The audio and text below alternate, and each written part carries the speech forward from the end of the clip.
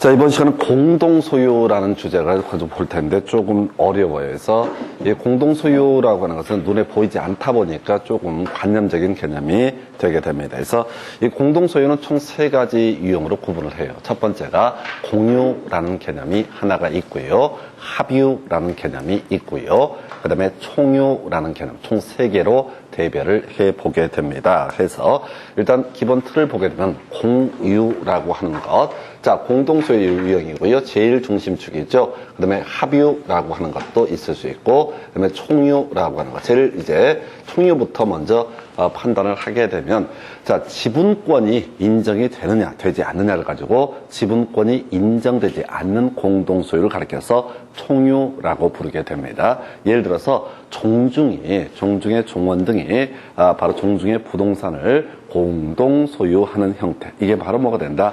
총유라고 부르게 됩니다. 그 얘기는 뭐냐면 지분 자체가 없기 때문에 내가 전주시 총무공파야 그랬을 때 우리 부동산이 한 100억 정도 든다고 했을 때 종원이 대충 100명이다. 1억 나한테 넘겨달라. 또는 이 지분을 내가 팔겠다. 이런 것 개념 자체가 인정이 되지 않습니다. 그래서 지분이 아예 인정되지 않는 공동 소유를 가리켜서 바로 공유 또는 이제 총유라고 이렇게 부르게 될 것이고요. 또 하나가 요 근래 이제 사회적으로 이슈가 되는 게 신천지라고 하는 종교 단체가 있었죠. 그게 이제 보통 교회의 일종이라고 해석하는데 교회가 교회의 자산을 소유하는 형태, 이것도 뭐가 된다? 바로 총유라고 부르게 됩니다. 내가 어떤 교회, 개척교회 시절부터 열심히 헌금도 하고 등등등 신도 전도도 많이 하고 해서 많은 신자를 모았다라고 했을 때 사실상 그 목사님이 몇 번 바뀌지만은 내가 거기 신도로서 거의 오야 레벨이야. 그렇다라고 할지라도 내가 어느 날부터 기분 빈정상해서 나 교회 나갈래. 나 지분 얼마 다오. 내가 실질적으로 이 교회 자산에 뭐 50% 투자를 만들어냈다. 그러니까 나한테 50% 주고 째지자라고 하는 이런 것은 인정되지 않는 것을 뭐라고 한다? 총유라고 부르게 됩니다. 그래서 이 법인 아닌 사단권, 요즘 이제 사회적으로 이슈가 됐던 게 하여튼 그 몸을 골 때려. 뭐냐면은 이 법인 아닌 사단이라고 하는 것은 자, 요 근래 이제 청와대에 뭐 이런 게시판에다가 그 신천지라고 하는 종교단체에 대해서 해산청원 뭐 이런 것들을 하게 되는데 그게 이제 골 때렸던 게 해산청원을 해봤자 의미가 없는 게 애초에 법인 아닌 사단이라는 것은 해산할 거리 자체가 없는 거예요. 아니 뭐가 법인이 있어야지 해산을 할 수 있다 없다 이렇게 가게 되는 건데 해산할 수 없다. 그래서 이제 딱 보도가 나옵니다. 이 신천지라고 하는 종교 집단의 종교 단체 같은 경우는 법인 아닌 사단이기 때문에 해산 자체를 할 수가 없다. 이런 식으로 쫙 보도가 나오고 사람들이 많이 공감을 해요. 근데 이제 갑자기 서울시 쪽에서가 나왔어요. 해산을 검토하겠다. 그게 뭐냐면은 법인 아닌 사단 형태가 아니라 신천지라고 하는 그 종교단체는 상당수가 법인을 설립해서 법인 형태로 구성이 되어 있는 거예요. 그러니까 법인 같은 경우는 전에 한총사태처럼 공익에 만약에 위해가 된다라고 판단되게 되면 그때는 뭘 할 수 있어요? 해산이라는 것을 할 수가 있습니다. 공익에 위해가 된다고 판단하면 해산을 할 수 있다 해서 하여튼 어제 보도 틀리고 오늘 보도 틀리고 계속 아사리판이 돼요. 그래서 이런 경우는 그냥 닥치고 가만히 있는 게 그냥 중간으로 간다라고 하는 거. 그래서 이렇게 보셨고 하여튼 교회 자산을 공동소유의 형태 이걸 뭐라고 한다? 총유라고 부르게 된다. 그래서 지분권 자체가 인정되지 않는다. 이에 비해서 자, 이 공유하고 합유는 제가 요거 지금 설명드리는 건 배경 설명이에요. 자, 그래서 공유나 합유는 기본적으로 지분권 자체는 인정이 되는 공동 소유를 가리켜서 공유 합유라고 얘기를 하게 됩니다. 그래서 지분권이 인정이 돼요. 자, 그랬을 때 이 지분을 마음대로 처분할 수 있는 공동 소유를 가리켜서 바로 뭐라 부른다? 이걸 공유라고 이렇게 부르고요. 지분 처분의 자유가 인정되지 않는 것을 뭐라고 한다? 합유라고 부르게 됩니다. 그래서 자, 이 공유와 합유의 관계라고 하는 것을 검토하게 되면 공유는 언제든지 술 틀리면 어떻게 할 수 있다? 째질 수가 있는 관계를 가리켜서 공유라고 부르게 될 것이고 합유 라고 하는 것은 단순하게 의사의 불일치가 있다고 해서 째지거나 함부로 할 수 있는 것이 아닌 것이 뭐가 된다? 합유라는 개념이 되게 된다. 이렇게 정리를 합니다. 그래서 자, 둘 다 지분 자체가 표시가 돼요. 지분 자체는 있지만은 등기부에 지분이 표시가 돼서 처분할 수 있는 형태의 공동 소유를 뭐라고 한다? 공유라고 부르게 될 것이고, 이에 비해서 지분은 존재하지만 지분 처분의 자유가 인정되지 않는 공동 소유를 합유라고 부르게 된다. 그래서 우리가 앞에서 소유권, 단독 소유에 있어서는 매매가 이루어지면 어떻다? 소유권 이전 등기가 이루어져야지 물권 변동의 효력이 발생한다. 즉 매수인이 소유권을 취득하기 위해서는 뭐가 필요하다? 소유권 이전 등기가 있어야 된다. 그래서 자, 공유 지분을 처분한다라고 하는 것은 나중에 뭐라고요? 지분 이전 등기라고 하는 형식을 통해서 어떻다? 지분을 처분할 수 있다. 이렇게 해석을 하게 됩니다. 이제 나중에 등기법이랑 연계가 되는데요. 한편 합유에 있어서는 지분 자체는 존재하지만 기본적으로 이때 합유 지분은 자유롭게 처분할 수는 없는 공동 소유를 가리켜서 합유라고 부르게 될 텐데, 자, 합유 지분이라는 거 양도할 수 있습니다. 다만 다른 합의자 전원의 동의가 있을 때만 어떻다? 양도할 수 있다. 그래서 나중에 등기법에서는, 자, 민법이랑 별로 관련이 없는데 등기법에서는 합유 명의인 변경 등기라는 형식을 통해서 어떻다? 이 지분을 양도하는 것도 가능하다라고 하는 거예요. 그래서 다시 갑시다. 자, 등기부를 가지고 보게 되면 우리가 등기부는 권리관계가 공시가 되게 되는데 지분 자체가 외부에 공시가 되는 것을 가리켜서 뭐라고 한다?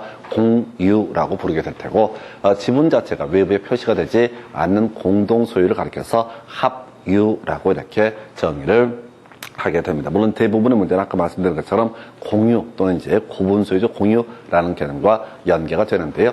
자, 그럼 이렇게 소리를 이렇게 가야 돼. 자, 그럼 이제 공유라는 개념을 가지고 이제 개념을 봐야 되는데, 일단은 공유를 얘기하려면 사실은 단독 소유라는 개념부터 앞에서 공부했던 것들을 또 한번 기억을 해 주셔야 됩니다. 그래서 단독 소유라는 개념, 자, 내가 소유권을 가지고 있다라는 얘기는 그 소유물을 사용 수익 처분할 수 있다. 이렇게 갔었죠. 그래서 만약에 이런 사용 수익 또는 처분에 대해서 일정한 제약이 들어오게 된다. 그러면 소유권에 기한 물권적 청구권이라는 개념이 이슈가 됐습니다. 그래서 단독 소유에서 소유권 행사에 방해가 있다라고 하면 소유권에 기한 물권적 청구권이라는 것이 문제가 됐었죠. 그래서 자, 머릿속으로 한번 떠올려 보겠습니다. 소유권에 기한 물권적 청구권이라고 하는 거, 첫 번째 이슈, 정당한 권원 없이 점유를 침탈한 자에 대해서 뭘 주장할 수 있다? 바로 소유물의 반환 청구권 행사할 수 있다. 누가? 소유자는 자신의 소유물을 정당한 권원 없이 점유한 사람에 대해서 뭘 주장할 수 있다? 소유물 반환 청구권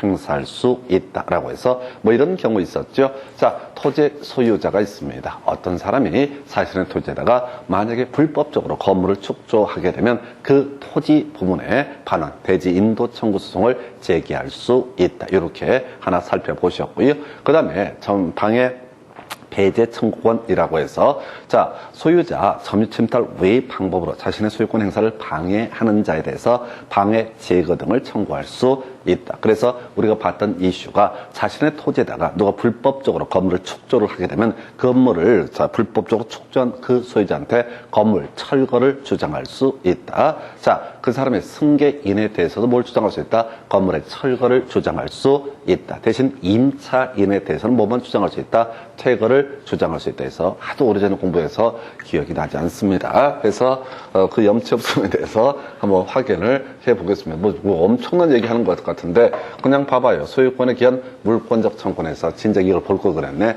소유자, 자신의 소유물이라고 하는 것을 정당한 권원 없이 점유한 사람에 대해서 뭘 주장할 수 있다? 소유물의 반환 청구권 행사할 수 있다. 그래서 우리가 지난 시간에 공부했던 것이 토지 소유자, 자신의 토지에다가 불법적으로 건물을 축조한 사람. 자, 그러면 이 사람이 자신이 이용해야 될 토지 이용 부분을 건물로 가리고 있단 말이야. 그러니까 이때 토지의 반환 청구 소송, 토지를 들고 간 게 아니기 때문에 결국은 대지 인도 청구 소송을 제기할 수 있다.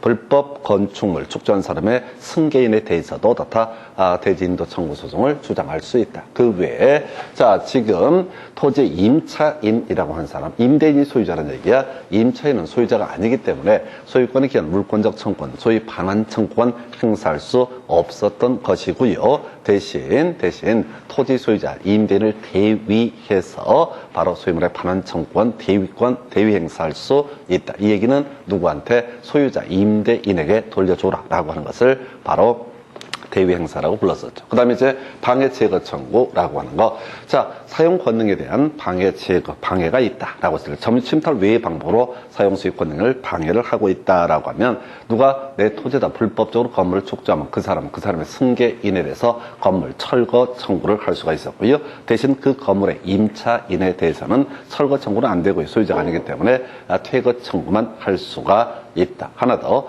자, 우리가 소유권을 가지고 있다는 얘기는 처분도 할 수 있다라고 이렇게 되어 있습니다. 근데 등기가 잘못되어 있게 되면은 마음대로 처분을 할 수가 없죠. 그래서 만약에 원인 무효의 소유권 이전 등기가 있다라고 한다면 내가 처분하는데 제약을 받고 있으니까 방해 제거 청구의 한 내용으로서 등기 말소 청구라고 하는 것을 할 수가 있다. 이렇게 하나의 그림을 잡아야겠고요. 그 다음에 또 하나가 자, 무효인 저당권 등기가 있다. 그러면 저당권 등기가 있으면 처분할 때 제약을 받잖아요. 자, 사는 사람이 싫어하거든. 그래서 무효인 등기의 말소 청구라고 하는 거. 저당권 등기의 말소 청구도 바로 방해 제거 청구의 한 내용이 되게 된다. 해서 지금 뭔 얘기하고 있어요? 자, 단독 소유였을 때 단독 소유권에 있어서 단독 소유에서 이런 소유권 행사에 방해가 있으면 어떻다? 소유권에게 물권적 청구권 행사할 수 있고 그 유형으로서 반환 청구, 방해, 자, 배제 또는 방해 제거 청구권 행사할 수 있다. 이렇게 일단 그림을 잡으셨어요. 그래서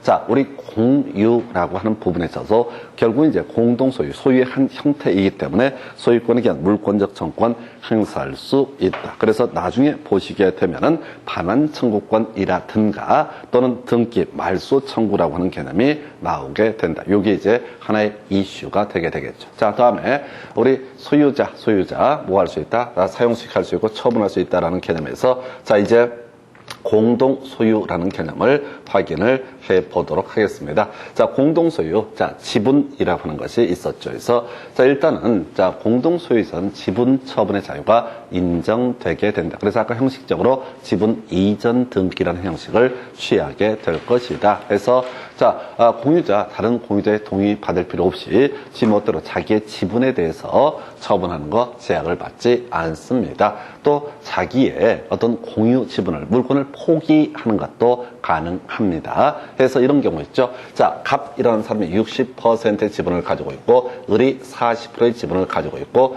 자, 그 다음에 을이 30%의 지분을 가지고 있고, 을도 20% 가지고 좋겠구나. 을이 20%의 지분을 가지고 있고, 병이 20%의 지분을 가지고 있다. 그래서 공유에서는 항상 어떤 개념으로 해석해야 되냐면 퍼센트로 해석을 하시죠. 퍼센트.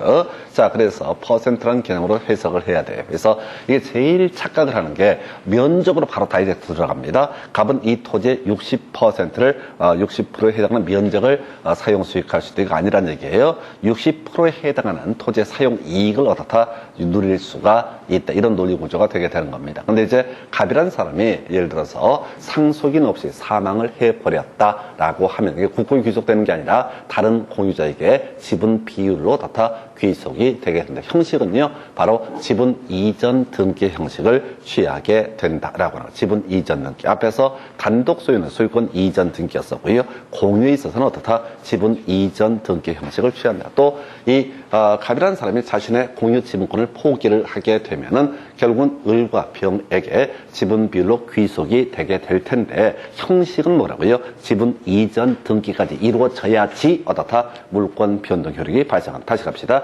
우리가 매매 계약을 체결해서 백날 잔금 지급했다고 해서 소유권을 취득하는 것이 아니라 등기가 이루어져야지 다 소유권 취득할 수 있다. 그래서 공유에 있어서도 뭐 지분 포기라든가 상속인 없이 사망한 경우 등등등에 있어서 결국은 다른 공유자에게 귀속이 된다라고 했을 때 이때 형식이 중요하다. 형식이 등기가 이루어져야 되는데 그 등기는 어떻다? 지분 이전 등기 형식을 취하게 된다. 이렇게 가게 됩니다.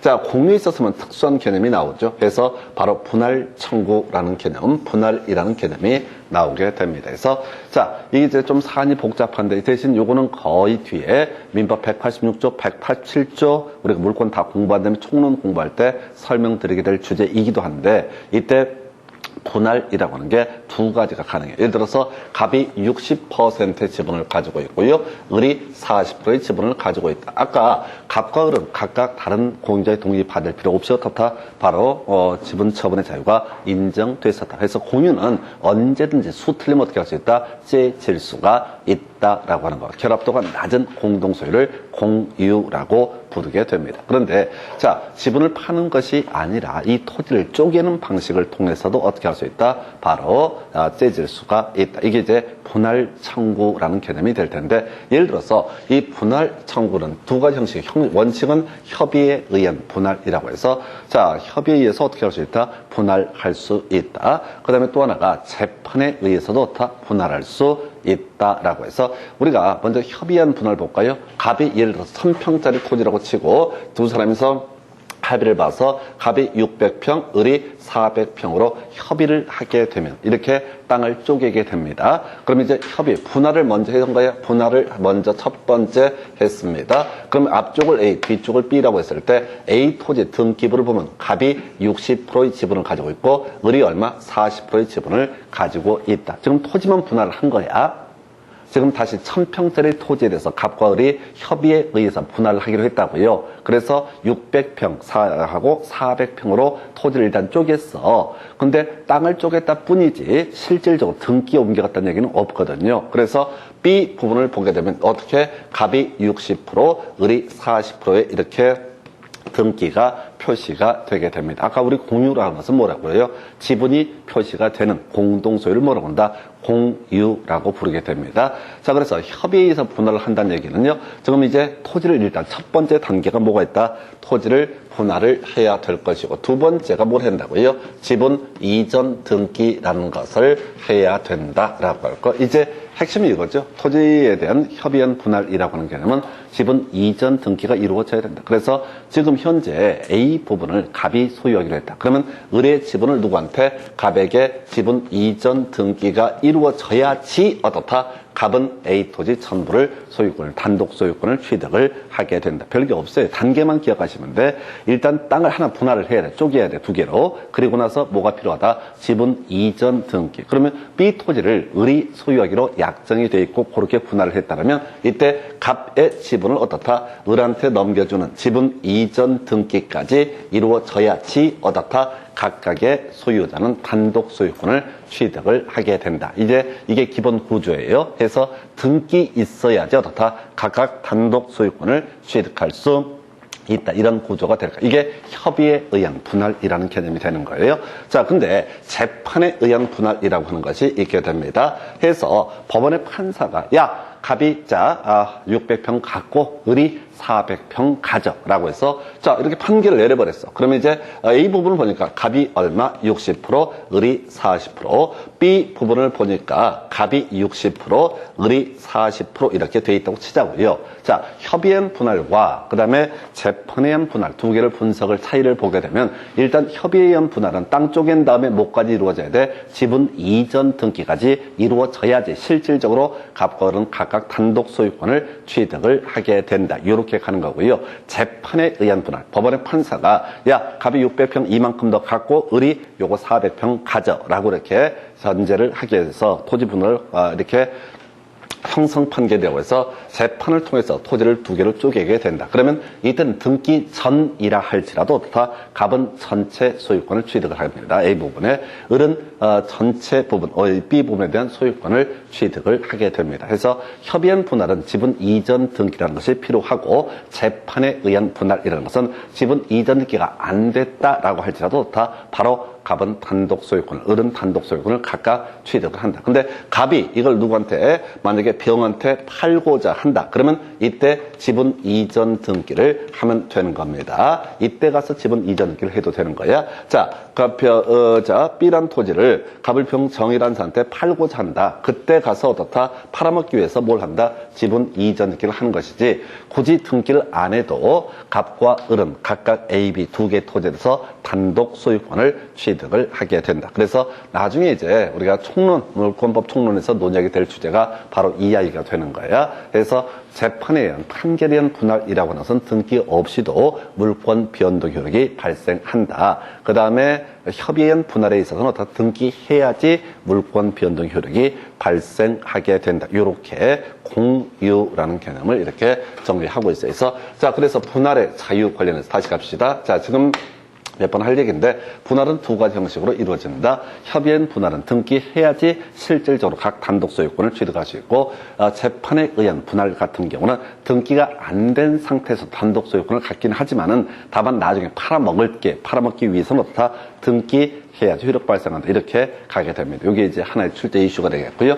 여기서 이제 한 걸음 더 들어가는 게 불분할의 특약이라고 하는 거. 자, 지금 이제 공유라고 하는 것은 분할 청구의 자유가 기본적으로 인정되는 공동 소유를 뭐라고 한다? 공유라고 부르게 됩니다. 그런데 어떤 이유가 있어서 각 공유자가 일정 기간 동안 토지를 분할하지 않기로 약정을 하고 이거 자기들 약정만 해서는 안 되고 외부에 등기까지 하게 됩니다. 이 등기까지 하게 되면 어떻다? 이 분할 일정 기간 동안 분할을 할 수가 없다라고 하는 개념 볼까요? 자, 공유자 최대 5년까지 공유물 불분할을 약정할 수 있으며 불분할 약정을 갱신하는 경우에도 이때 그 기간은 5년을 넘을 수 없다라고 우리 민법에서 규정을 해놓고 있습니다. 그러니까 이런 소리지 갑과 을이 그냥 일정 기간 만약에 5년짜리 장목을 하나 심는다라고 전제했을 때 5년 동안은 우리 서로 팔지 말자, 분할 청구도 하지 말자라고 약정하고 등기할 수 있고요. 다음에 이제 5년 지난 상태에 또 어떻다? 5년을 더 연장하는 것도, 최대 5년을 연장하는 것도 가능하다. 그 다음부터 또 가능하죠. 그래서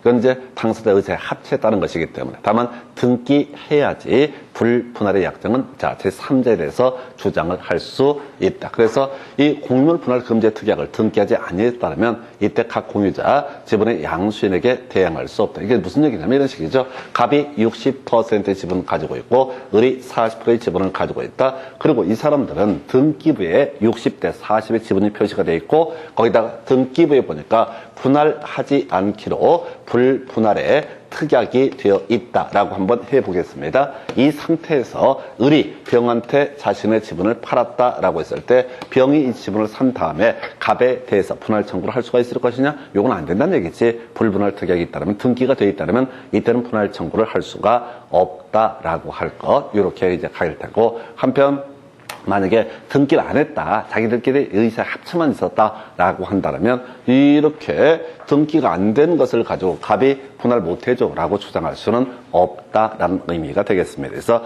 이게 가장 기초적인 개념에서 지분 처분의 자유, 그 다음에 분할이라고 하는 거 두 가지가 바로 공유라고 하는 공동 소유의 주요한 이슈가 되게 됩니다. 그래서 이게 기본적인 공차 관련. 자, 이제 살 붙여서 합유 미리 당겨서 볼까요? 합유에 있어서는 어떻다고요? 다른 합자의 동의 없이 지분 처분의 자유 인정되지 않고요. 또 합유물의 분할 청구라고 하는 것도 기본적으로 인정되지 않는다. 이게 이제 기본적인 법률 관계가 되겠습니다. 자, 그 다음에 이제, 자, 다시 원점 돌아가야겠죠? 이게 이제 등기부에 표시된 내용들 중심으로 살펴보셨고요. 자, 우리, 단독 소유라고 하는 거, 이렇게 갔었죠? 단독 소유라고 하는 것은 아까 등기해야지 효력 발생했고 또 공유에 있어서 지분 이전 등기가 있어야지 효력이 발생한다. 그래서 단독 소유에서는 뭘 할 수 있다? 사용 수익권이 있었고요. 그 다음에 또 하나 모두 있을 수 있다. 처분권이라고 하는 것도 존재하게 됩니다. 자, 해서 공동소유라고 하는 거 일단 기본 틀 자체를 볼까요? 공동소유. 그 중에서 공유라는 것을 보게 되면 일단은 이것도 소유권의 일종이기 때문에 뭐는 가능하다. 사용 수익은 할 수 있다. 그러나 상식적으로 하십시다. 처분권은 인정이 된다, 되지 않는다. 기본적으로 처분권은 인정되지 않는다. 이게 뭔 소리를 하는 거냐면 아까 자기의 지분을 파는 것은 어떻다? 문제가 되지 않는다. 자기의 지분을 파는 것은 문제가 되지 않지만 이 공유물 자체를 처분하는 것은 어떻다? 자기 지분 외에 다른 것까지 같이 팔아버리는 효과가 발생하기 때문에 공유물 자체 처분이라는 것은 어떻다? 인정되지 않는. 다시 가셔야 돼. 이 공유에 있어서 지분을 처분하는 것은 다른 공유자의 동의 없이 어떻다? 처분할 수 있다. 그런데 자기의 지분 말고 남의 지분까지 한꺼번에 팔아버리는 경우가 있다. 이것은 기본적으로 다 허용되지 않는다. 이런 경우라고 갑이 60%의 지분, 을이 40%의 지분을 가지고 있는 상태에서 병한테 이 병한테 갑이 자기의 지분을 파는 게 아니라 아예 60, 40 전체를 다 묶어서 100%를 팔아버렸다라고 하는 것은 어떻다? 이것은 허용되지 않는다. 자신의 지분권까지만 처분할 수 있지 공물 자체를 처분하는 것은 허용되지 않는다라고 할 것 해서 자 우리 이제 살 붙여볼게. 단독 소유가 있을 때 사용수익할 수 있다, 처분할 수 있다. 그래서 사용수익이나 처분권 등을 제약을 하게 된다. 그러면 이제 우리 앞에서 공부했던 바로 물권적 청구권이라는 개념이 이슈가 됐었죠. 그래서 아까 우리 미리 한번 예습한 것처럼 물권적 청구권에서 반환 청구권, 방해 배제 청구권 등으로 이제 구분할 수 있고 구체적으로는 대지 인도 청구 소송, 건물 철거 청구 소송, 그다음 퇴거 청구 이런 것들로 그 내용이 구체화되게 됩니다. 그래서 여기서도 이제 같은 맥락으로 가야 되죠. 사용수익 등에 대한 어떤 제3자의 어떤 침해 행위가 있을 때 침해 행위에 대해서 바로 물권적 청구권의 문제가 침해가 있을 때 물권적 청구권이 문제가 되게 됩니다. 그래서 지금부터 설명드리게 될 내용은 바로 이 얘기예요. 물권적 청구권이라고 통칭했던 부분을 가지고 이 공유에 있어서 좀 특수한 형태를 가지고 보게 됩니다. 그래서 제일 먼저 논의하게 될 게 자 사용권 이게 되게 웃긴 문장이죠. 여기서 저 공부 처음에 할 때 미쳐버린 줄 알았어요. 뭐라는 거예요? 라고 하는 생각이 드는 파트가 이 파트가 될 텐데요. 자 용어 정확히 보셔야 돼. 자 공유자는 그 공유물 전부를 자 끄트머리 사용 수익할 수 있다라고 되어 있죠. 자, 공유자는 공유물 전부를 사용 수익할 수 있다. 공유자는 다시 소유자는 단독 소유자는 당연히 어떻다 자신의 소유물을 사용 수익할 수 있다라고 할 것. 자, 단독 소유는 지분 몇 프로야? 100%를 가리켜서 뭐라고 한다? 단독 소유라고 부르게 됩니다. 그러니까 자 단독 소유자는 그 소유물 전부에 대해서 어떻다? 사용 수익할 수 있다. 공동 소유, 공유라는 것도 소유의 일종이기 때문에 공유자는 어떻다? 공유물 전부를 어떻게 할 수 있다? 사용 수익할 수 있다. 근데 지분이 100%가 아니잖아. 공유에 있어서는. 공유라는 개념 자체는 지분이 100%가 아니기 때문에 자신의 지분 비율까지만 어떻게 할 수 있다? 사용 수익할 수 있다. 이렇게 해석합니다. 이게 어려워. 다시 단독 소유라고 하는 것은 굳이 해석하면 뭐라고 해요? 단독 소유라고 하는 것은 지분이 얼마? 100%인 경우를 가리켜서 단독 소유라고 부르게 될 겁니다. 그래서 자 우리 소유자 소유물을 어떻다? 소유물을 사용 수익할 수 있다. 자 소유물 전부에 대해서 뭘 할 수 있다? 사용 수익할 수 있다. 이렇게 이제 해석을 하게 되는 거죠. 소유물 전부에 대해서 사용 수익할 수 있다. 그런데 공유에 있어서는 일단은 지분이 100%가 아니라는 얘기죠. 지분이 100%가 아니니까 일단은 소유물이라는 표현 대신에 공유물을 어떻다? 사용 수익할 수 있다. 이렇게 이제 그림을 잡게 되는데 문제는 뭐라고요? 지분이라는 개념이 있었죠. 지분 비율의 범주까지만 어떻게 할 수 있다? 사용 수익할 수 있다. 해서 이 문장, 이 개념 잡는 게 더럽게 짜증나. 그래서 제가 공유가 만만치가 않다고 된 게 이것 때문에 그래요. 자, 용어는 되게 간단해. 다시 단독 소유랑 비교하셔야 돼. 단독 소유자, 자신의 소유물 전부를 어떻다? 지분 비율이 얼마야? 100%. 100%의 지분 비율에 따라서 어떻다? 사용 수익할 수 있다. 똑같은 구조로 가는 거야. 공동 소유, 공유라고 하는 개념을 보게 되면 공유자는 공유물 전부를 자신의 지분 비율에 따라서 사용할 수 있다. 이게 이제 원래 정상적인 명제인 거야. 그런데 지분이 100%가 되면 어떻다?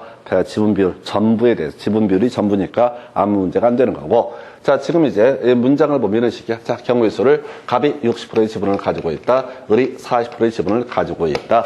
자, 그러면 이제 갑은 공유물 전부를 어떻게 할 수 있다? 사용할 수 있다. 근데 얼마까지? 지분 비율 60%까지만 어떻다? 사용 수익할 수 있다.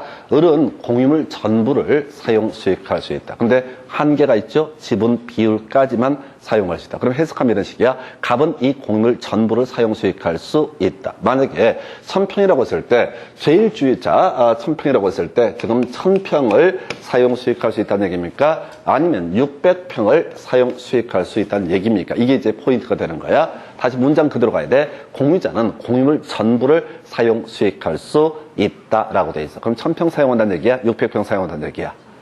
1000평을 사용한다는 얘기지. 다시 공유물이 전체가 1000평이라고요.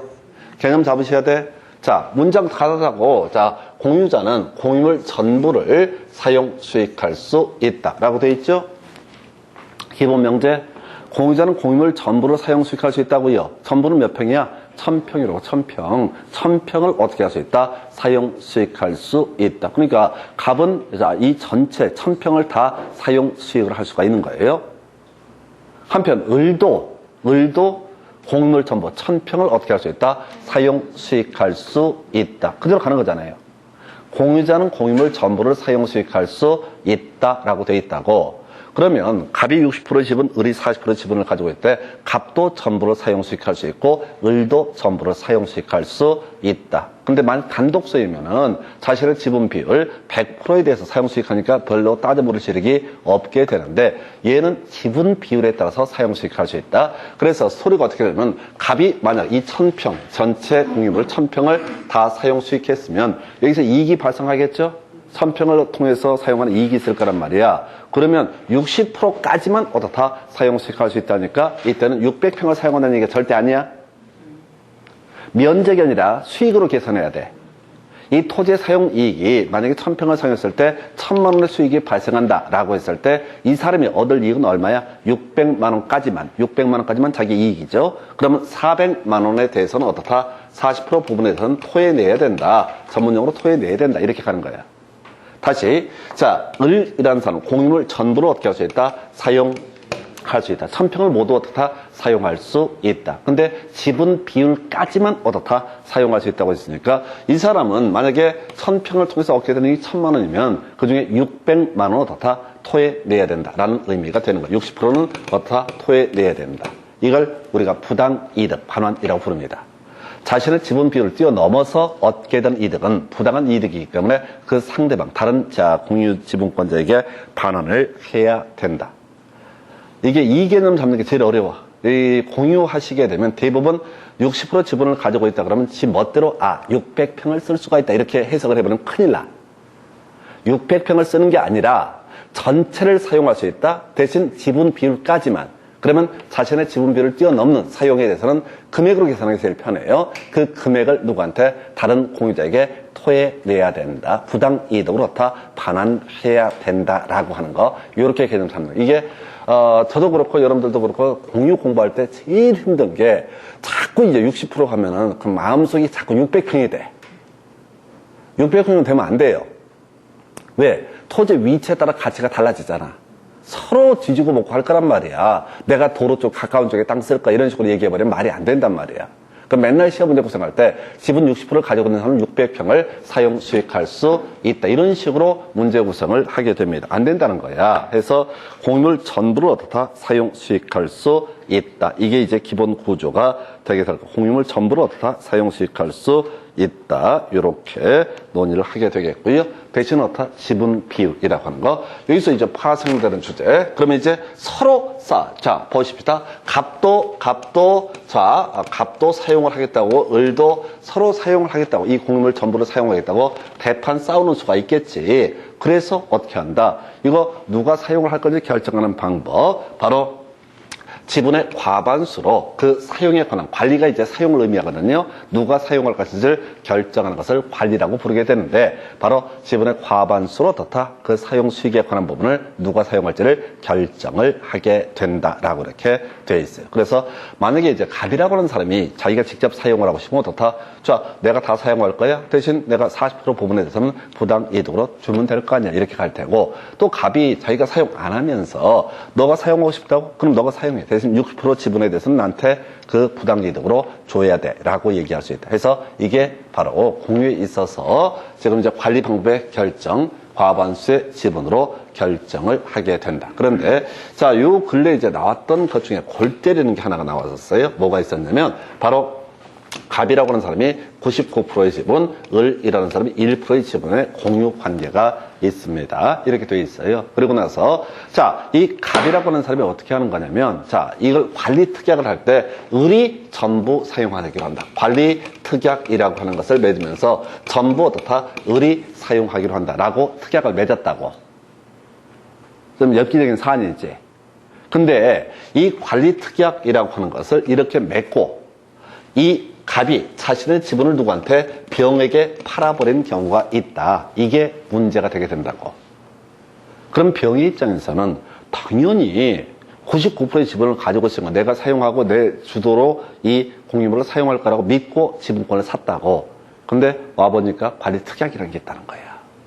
근데 이 관리특약이 골 때려 바로 공유 지분권의 본질적 부분을 침해한다라고 되어 있어. 말도 안 되는 거잖아. 병의 입장에서는.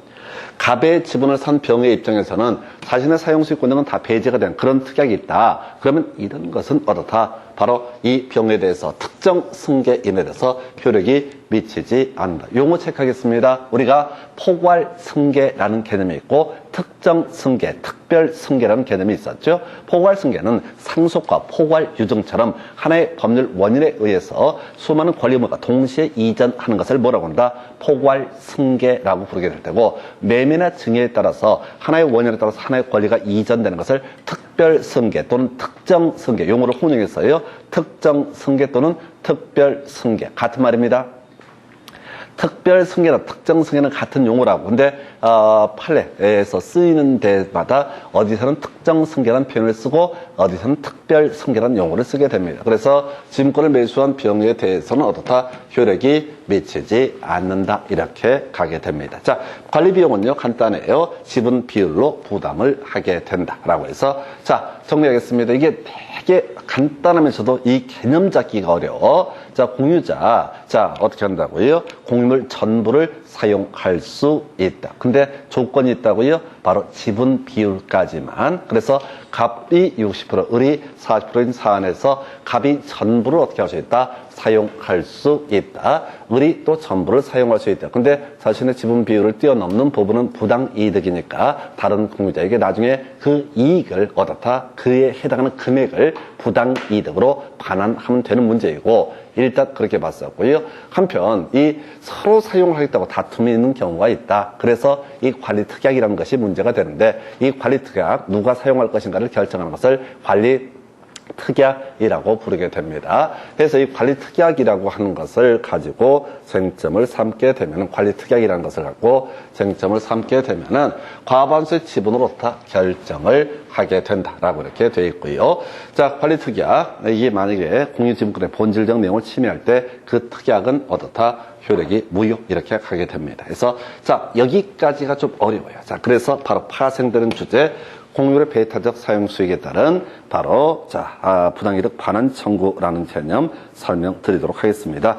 자, 일단은 여기서는 이제 부당이득 반환 청구 인정되는 경우와 부인되는 경우로 가는데, 우리 시험 문제 접근할 때는 이제 무조건 뭐만 간단한 거 부인되는 것만 그냥 단순하게 해석을 하도록 합니다. 그래서 인정되는 경우 개수 많아요. 부인되는 경우 하나예요. 그럼 이제 우리가 앞에서 우리 계약법 같은 거 공부하실 때 이렇게 이제 기억했으면 좋을 게 있었죠. 바로 동시 이행의 항변권 부인되는 경우와 인정되는 경우가 있다. 그 중에서 주로 이슈가 되는 게 배임해서 배당금 반환 의무와 소유권 이전 등의 말소 의무, 임차 보증금 반환 의무와 그 다음에 임대차, 주택 임차권 등의 말소 의무, 두 가지는 어떻다? 동시 이행 항변권이 인정되지 않는다. 그런 식으로 배임은 동시이행 항변권 인정할 수 없다. 그럼 나머지 지분은 무조건 다 어떻다? 동시이행 항변권 인정된다. 주장할 수 있다. 이렇게 존재한다. 이런 식으로 가자고 그랬죠. 여기서 마찬가지야. 개수가 더럽게 많아서 경우의 수를 따지다 보면 미쳐버립니다. 왜? 지분 길이 때문에 1분 안에 풀 수가 없어요. 그래서 이 파트는 딱딱 끊어가는 거야. 바로 부당이득 반환 청구 부인되는 케이스만 생각을 하도록 합니다. 답 외우고 들어가야 돼. 과반수 지분권자의 임차인에 대해서는 어떻다? 부당이득 반환 청구를 할 수가 없다. 이게 하나 외우시는 거야. 다시 부당이득 반환 청구 인정되는 거 따지면 안 돼. 돌아서면 다 잊어버려. 자, 부당이득 반환 청구 얘기 나오게 되면은, 자, 무조건 한 가지로 가셔야 돼. 딱 하나. 과반수 지분권자 임차인에 대해서는 어떻다? 부당이득 반환 청구할 수 없다. 설명드립니다. 갑이 60%의 지분을 가지고 있습니다. 과반수 지분권자라고 생각하되 을이 40%의 지분을 가지고 있다라고 전제를 해보겠습니다. 자, 그러면 갑은 이 공유물 전부로 사용할 수 있다. 지분 비율까지는 어떻다? 사용 수익할 수, 지분 비율까지 공유물 전부를 사용 수익할 수 있다. 을은 지분 비율까지 공유물 전부를 전부를 어떻게 할 수 있다? 사용 수익할 수 있다. 해서 만약에 이 을이라는 사람이 이 공물, 자, 갑이라는 사람이 먼저 가볼까요? 갑이라는 사람이 이 1000평인데요. 이 1000평 전부를 사용 수익한다라고 하면 40% 부분에 대해서는 어떻다? 바로 부당이득이니까 을에게 반환을 해야 된다. 이해되시죠? 그 다음에 을이 어떤 이유로 관리특약 등을 통해서 전부를 사용을 하고 있다. 그러면 자신의 지분 비율을 뛰어넘는 60% 부분에 대해서는 어떻다? 부당이득이니까 다른 공유자에게 어떻다? 반환을 해야 된다. 시험 문제 출제 이슈가 되는 거 이거라고요. 갑이라고 하는 사람이 이 공유물 전부를 사용수익하기로, 자기가 사용수익하기로 결정을 하게 됩니다. 자, 그리고 나서 이걸 병이라는 임차인에게 자, 이것을 사용수익을 허락을 하게 됩니다. 그래서 임차인 병은 갑한테 자, 차임, 임대를 지급하고 이 토지를 사용하고 있다. 그러면 자, 가보십시다. 과반수 지분권자의 임차인이라고 하는 사람은 부당 이득이 있어요, 없어요? 없어요. 얘는 다 돈을 냈으니까. 다만 누구한테? 갑한테 돈을 낸 거지. 그러면 이 사람이 배타적으로 이 부분을 사용 수익한다라고 했을 때 갑은 만약에 1000만 원 받았다. 그러면 이제 400만 원을 누구한테 주면 된다. 을한테 400만 원을 주면 되는 거다. 그래서 을의 입장에서는 누구 과반수 지분권자 임차인이 와서 사용 수익을 하고 있으면 과반수 지분권자 임차인이라는 얘기는 관리 방법 과반수 지분권자가 자기가 사용 수익하는 것을 결정하고 임차인한테 시켜줄 수가 있거든. 그러면 이때는 을은 갑에 대해서 부당이득 반환 청구를 하는 건 별개의 문제로 최소한 누구에 대해서 바로 과반수 지분권자 임차인에 대해서는 어떻다? 바로 부당이득 반환 청구를 할 수가 없다. 동일한 논리 구조 이런 식도 있겠다. 자, 지금 이런 경우가 있다 하십시다. 지금 이제 우선 여기까지만 해서 딱 하나, 여기는 깊이 들어가면 안 되고, 자, 부당이득 반환 청구 부정되는 거 과반수 지분권자 임차인의 배타적 사용 등에 대해서는 어떻다? 부당이득 반환 청구할 수 있다 해서 우리 시험에 나온 것만 가지고 분석하는 거예요. 그리고 이거만 내더라도 수험생 다 쓰러집니다. 너무 어려워가지고. 왜? 개념 자체를 이해를 못하거든. 공유자 지분 비율로 공유물 전부를 사용할 수 있다. 이 말을 이해를 못해가지고 맨날 60% 지분은 600평을 사용한다고 계속 면적으로 무조건 치워내요. 내가 해봤어요. 또 시험에 나와 이렇게 갑이 60%의 지분을 가지고 있고 을이 40%의 지분을 가지고 있다. 갑이 60% 부분에 대해서 사용 수익을 하고 있다. 배타적으로 사용 수익하고 있다. 이거 안 됩니다. 그러면 60% 중에서 얼마? 40%는 다시 을에게 부당 이득으로 반환을 해야 된다. 면적으로 자꾸 치워나면 안 돼요. 면적으로 치워나면 안 된다고. 만약에 이 사안에서 거꾸로 갑이 60%, 을이 40%의 지분을 가지고 있는 상태에서 을이 1000평 중에 400평을 배타적으로 사용 수익하고 있다라고 한번 해보자고요. 그러면 400평 중에서 그 사용 이익 중에서 얼마? 60%에 해당하는 이익은 누구한테? 갑에게 반환을 해야 된다. 그래서 절대 비율하고 면적하고 자, 동의를 하면 절대 안 돼요. 자, 기본적으로 비율은 비율의 문제로 해석을 하셔야 됩니다. 자꾸 근데 사람 마음이라는 게 토지를 전제로 하기 때문에 비율이 나오면 지분 비율이 나오면 자꾸 면적 비율로 사람이 자꾸 마음이 이렇게 바로 400평, 600평 이런 식으로 자꾸 가고 싶은 마음이 있다고. 근데 따로 이 공부를 통해서 가셔야겠고 하여튼 자, 부당이득 반환 청구 부인됐던 거 과반수 지분권자 임차인에 대해서는 어떻다? 부당이득 반환 청구 인정되지 않는다. 이렇게 봐야겠고요. 두 번째 이슈. 자, 이제 공유물의 처분 변경 금지에서 다시 갑시다. 자, 단독 소유자는 당연히 공유물을 처분할 수 있다. 근데 단독 소유자는 자신의 단독 소유물을 당연히 처분할 수 있다. 그런데 공유자는 자신의 지분권을 뛰어넘는 부분에서 함부로 처분할 수 있다, 없다? 없다. 자기의 지분권을 파는 건 별개의 문제로 공유물 전체 소유권을 넘기는 것은 허용되지 않는다라고 하는 거. 그래서 이렇게 되어 있다고요. 다른 공유자의 동의 없이 공유물을 처분하거나 변경하지 못한다. 변경은 뒤에서 딱 한 번 나오는데, 자, 이 나대진 공유주에 대해서 건물을 신축하는 일을 나중에 변경 따로 설명드리겠습니다. 자, 그런데 공유자가 다른 공유자의 동의 없이 공유물을 처분했을 때 자, 다시 원점으로 돌리는 거, 이거 보존행위는 공유자 각자가 할 수가 있다. 이제 이 명제를 가지고 경우수를 따져야 돼요. 자, 우리 앞에서 이런 얘기 있었죠. 자, 내가 소유권을 가지고 단독 소유권을 가지고 있다라고 했을 때, 자, 정당한 원 없는 자가 자신의 소유물을 점유하고 있다. 그러면 이 사람에 대해서부터 반환 청구권 행사할 수 있다. 이런 개념이 있었죠. 그래서 공유에 있어서도 소위 목적물의 반환 청구라고 하는 것이 문제가 되게 됩니다. 그래서 보게 되면은 인정되는 경우 신경 쓰지 마시고요. 부인되는 경우만 뒤지게 기억하십니다. 그래서 두 가지예요. 과반수 지분권자, 과반수 지분권자 임차인에 대해서는 목적물에 반환 청구할 수 없다라고 하는 것. 다시 갑시다. 갑이 60%의 지분을 가지고 있다. 을이 40%의 지분을 가지고 있다.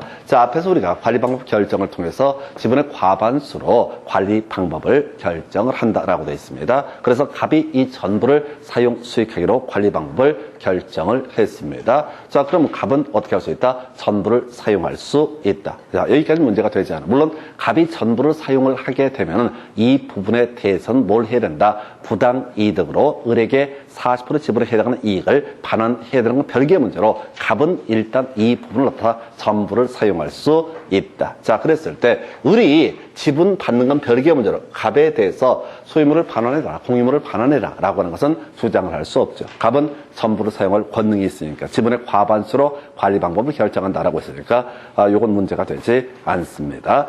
그 다음에 또 갑이 이 전부를 사용하기로 결정을 하고 임차인 병에 대해서 임대차 계약을 체결하고 아예 이 부분을 사용하도록 허락을 해주게 됩니다. 그러면 이 과반수 지분권자 임차인이라는 사람도 지분의 과반수로서 관리 방법을 결정했고 그걸 승계하는 것이니까 이 사람은 사용 수익할 권능, 전부를 사용 수익할 권능이 당연히 있습니다. 물론 임차인 이 병이라는 사람이 갑에게 임대를 지불하는 차임을 지불하는 건 별개의 문제로 당연히 다 사용할 수 있다. 그래서 을이라는 사람이 과반수 지분권자 임차인이 사용 수익을 하고 있는 부분에 대해서 목적물을 돌려달라고 주장할 수 있을 것이냐? 이것은 허용되지 않는다라고 하는 거. 그래서 외우시면 돼.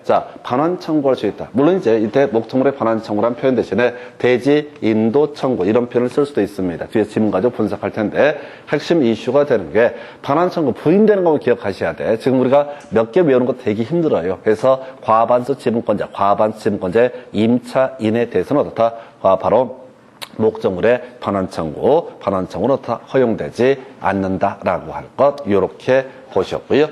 마지막 남은 주제가 등기 말소 청구. 다시 갑시다.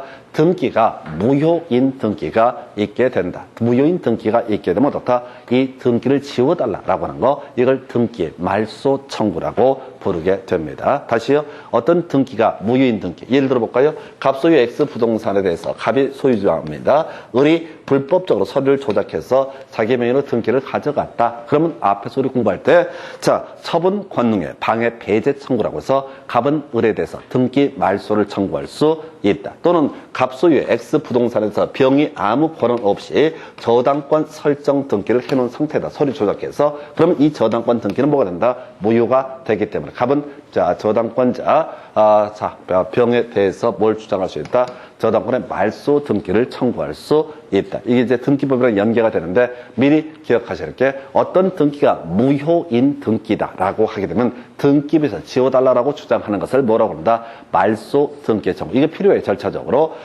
지금 갑소유 부동산인데 원인 없는 정명의 저당권 등기가 있다고요. 무효인 등기가 있다. 그러면 갑을 병한테 팔아먹을 때 깔끔한 문제가 아니잖아. 얘를 정리해 줘야 된다고. 이게 무효고 유효를 떠나서 나중에 혹시 경매 청구를 하거나 하면 아살판이 돼버릴 수 있으니까 이 지워주는 과정. 그 다음에 이제 갑이 병한테 팔고 싶은데 그 사이에 을이 몰래 등기를 훔쳐갔네? 무효인 등기입니다. 그러면 아무런 법적 효력이 발생 안 하는데 그래도 병이 소유권을 취득하려면 갑이 누구한테? 을한테 소유권 이전 등기를 해줘야지 병은 어떻다? 소유권을 취득할 수 있다. 근데 자기 명의로 현재 등기가 없으면 소유권 이전 등기를 해줄 수가 없잖아. 그래서 을 명의의 소유권 등기를 어떻다? 지워버리는 과정을 말소 등기라고 부르게 됩니다. 그래서 앞에서 이런 얘기 했었죠. 바로 각 공유자 다른 공유자의 동의 없이 이 공유물을 처분하지 못한다라고 했었죠. 공유물을 처분하지 못한다라고 이렇게 봤었습니다. 근데 처분을 해버렸네?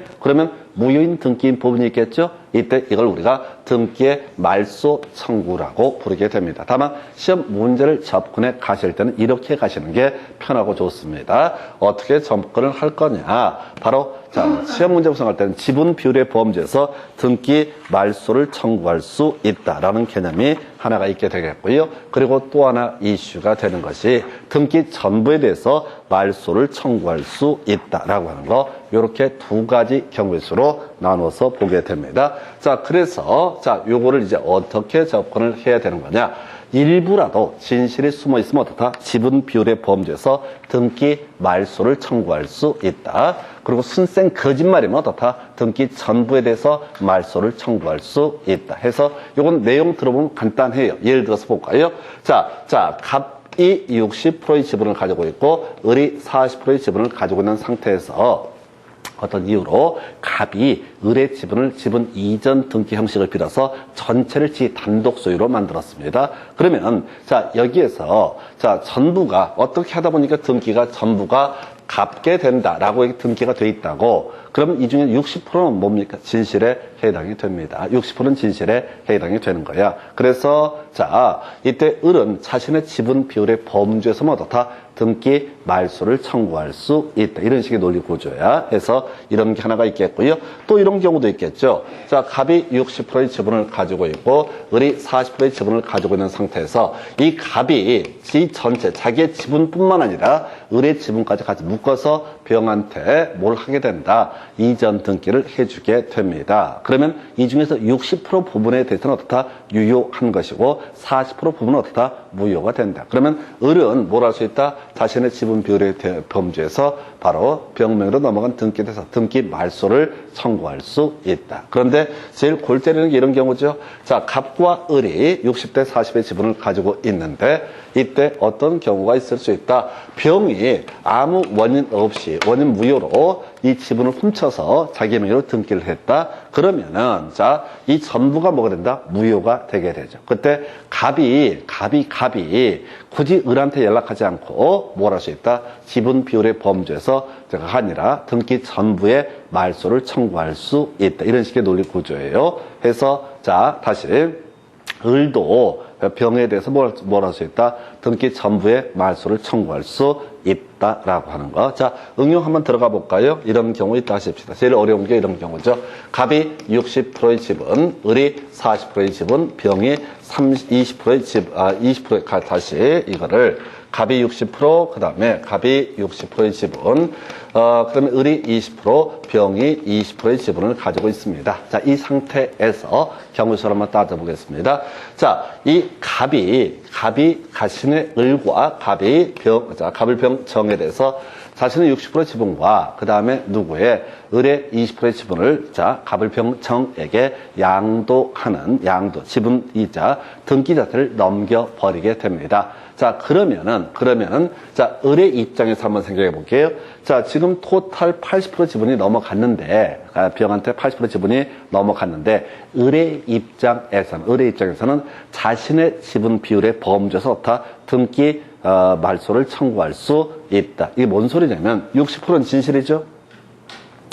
두 개 80%, 60하고 20 지분 두 개가 넘어갔는데 이 중에서 60%는 진실이라고. 그러니까 을은 자신의 지분 비율의 범주에서 다 등기 말소를 청구할 수 있다. 다시 사안 정리하면 갑이 자신의 지분과 을의 지분, 을한테 허락도 받지 않고 이 두 개의 지분을 누구한테? 정한테 80%의 지분을 넘기는 이런 지분 이전 등기를 실행을 해버렸다고. 이러면 안 되는데 하여튼 등기가 돼버렸다고. 그러면 을의 입장에서는 무슨 문제? 바로 자, 이 을의 입장에서는 자신의 지분 비율의 범주에서 다 이게 무효이기 때문에 등기 말소를 청구할 수 있다. 자, 여기서 이제 문제가 될 게 이거야.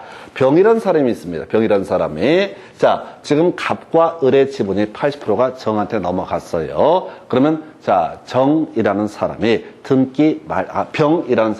정에 대해서 등기 말소를 청구할 수 있을 것이냐가 문제가 됩니다. 자, 이건 지금 보면은 다시 갑이 자신의 60% 지분과 을의 20% 지분을 묶어서 누구한테? 병한테 지분 이전 등기를 해주게 됩니다. 그래서 이때 뭐는 갑의 60% 지분은 유효한 것이고 을의 20% 지분은 무효가 되는 거죠. 그러면 아까 을은 자신의 지분 비율의 범주에서 다 등기 말소를 청구할 수 있다. 이건 문제가 안 돼. 근데 좀 어려운 게 뭐냐면 병이라고 하는 다른 공유자가 자, 누굴 위해서? 을을 위해서 우리 어리버리해 지분이 뺏겼는데 애 새끼가 무식해가지고 아무것도 안 하고 있어. 답답해 죽겠어. 그냥 답답해 죽겠어. 뭐 설명을 해줘봤자 뭐 못 알아쳐먹어. 분명히 아까 설명할 땐 다 이해한다고 눈빛들이 심상치가 않은데 또 얘기를 하면은 또 그냥 모르겠다고 짜증나 죽겠다고. 그래서 몇 번 설명을 다 포기하고 그냥 이 병이 누굴 위해서?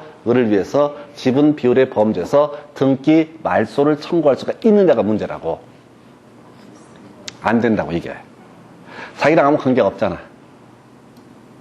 자기랑 아무 관계가 없다고요.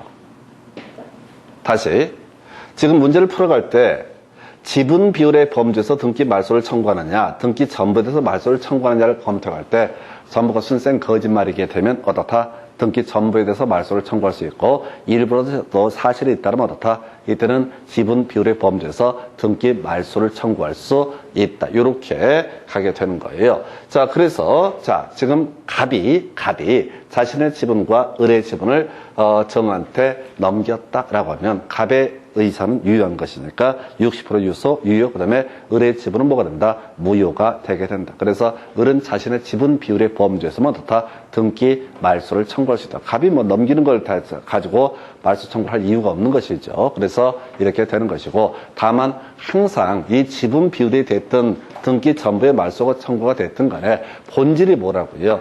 내 지분이 연계가 됐을 때만.